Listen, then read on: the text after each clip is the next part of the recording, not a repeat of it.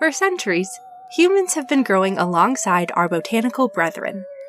Our histories have mixed and mingled to bring us modern medical marvels, faded folklore, and everything in between.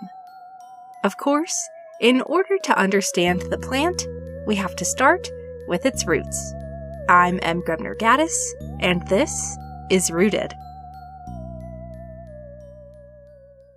Hello, and welcome back to another episode of Rooted. This week, we're digging into Witch Hazel, an otherworldly shrub you might have seen on chilly hikes and in cosmetic aisles alike. Witch hazel, or Hamamildaceae, is a family of flowering deciduous shrubs native to North America. It's best known for its spidery-looking blooms that fill the landscape with shocks of bright yellow in the dull and dreary days of late autumn. While it's certainly unusual to bloom in the fall, that's not the only thing that makes this plant a bit of a freak. Outside of being an unnaturally late bloomer, this plant also goes to seed in the fall, making it one of the only plants out there to do both at the same time. And when witch hazel does decide to spread its seeds, it doesn't just sprinkle them delicately across the landscape or rely on poop of feathered friends. Instead, it shoots them out in an explosion of seed-fueled fury, launching those suckers a good 30 feet away. Impressive range for a fairly delicate and, frankly, haggard-looking shrub. When it's not in bloom, witch hazel is best known for its pale brown stems and deep green leaves. It has a spread of about 5 by 5 and is primarily found across the Appalachian range of the United States. They grow best in bright, sunny spots with plenty of nutrient-dense soil and water, making the Appalachian mountain range its perfect home, though it has since spread globally.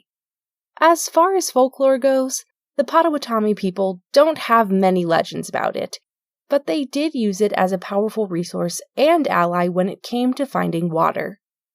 In fact, the name witch hazel originates from water witching, or the process of finding water using spry, Y-shaped sticks and twigs.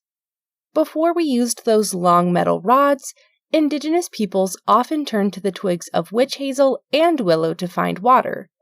The idea here being that these plants are naturally drawn to water, so by listening to the subtle signs and pulls of their branches, they would guide us to the water they were bending towards. This is actually a pretty tricky process that requires very specific attention to detail and a super steady hand. But with a little practice, folks do continue to find success with this method, though thankfully technology and maps have made this all much easier. Outside of its role in finding water, witch hazel has also long been relied on for helping to heal the skin and some internal ailments. Often the Potawatomi and other indigenous cultures would make witch hazel into a sort of poultice or steep it into a tea that could be applied topically to cuts, scrapes, bruises, and rations or lesions to help disinfect and soothe. In some instances, this tea would also be drank to help with some tummy troubles, though most typically it's been recorded for topical and external use. Today, most of the witch hazel you can buy at the store is also meant strictly for external use. This is because the witch hazel products most commonly available are distilled using a high concentration of isopropyl alcohol, which helps it to last longer and ups the ante a bit when it comes to the antibacterial qualities. When people forage for their own witch hazel, it's a bit more typical for them to just use water if they're planning to use it quickly, or add it into high-proof vodka if they want to make a tincture.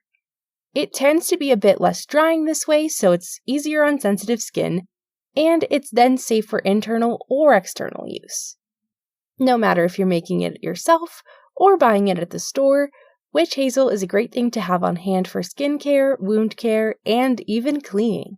This is because the tannins in witch hazel help to clean wounds and kill any lingering bacteria on the skin while also helping to stop bleeding. Meanwhile, the procyanids and catechinins, as well as the flavonols, all help to reduce inflammation and have even been shown to help fight hemorrhoids and sometimes even colon cancer in specific preliminary studies. Wherever you see it, I hope the next time you run into witch hazel, you'll take a moment to stop and appreciate the interesting ways it supported us through history and continues to improve our lives today.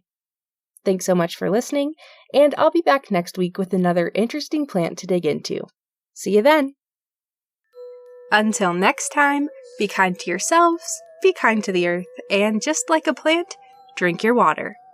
If you liked the show, please subscribe and consider leaving us a review on Spotify, Apple Podcasts, or anywhere else you listen. You can also find us on Facebook and Instagram at rooted.pod. We're finally updating regularly on YouTube at rooted.podcast, and you can check out our website, rootedpod.com, for transcripts, updates, merch, and so much more. The show is written, produced, and hosted by me, I'm Grebner Gaddis, edited by Kat Fren of Fren Diagram, and our theme music was written and produced by Eric Cluxon. Rooted is a Henbane Media LLC production.